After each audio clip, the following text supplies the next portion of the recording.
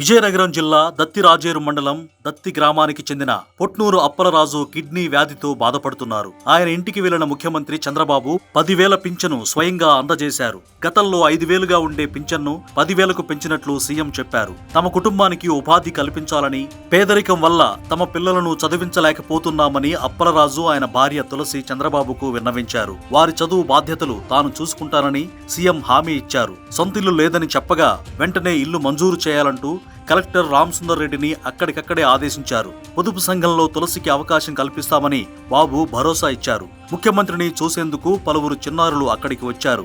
వారిలో తిప్పాన స్వాతి, పి ఝాన్సీలను చంద్రబాబు దగ్గరకు పిలిచారు. ఏం చదువుతున్నారు? మీకు తల్లికి వందనం సాయం అందుతుందా అని ప్రశ్నించగా వస్తోందని వారు బదులిచ్చారు. రెడ్డి సంతోషి అనే మహిళ తన భర్త సురేష్ రోడ్డు ప్రమాదంలో గాయపడడంతో కాలు పనిచేయడం లేదని, ఇద్దరు కుమార్తెల చదువుకు సహకరించాలని సీఎంను కోరారు. ఆ కుటుంబాన్ని ఆదుకోవాలని సీఎం జిల్లా కలెక్టర్కు సూచించారు.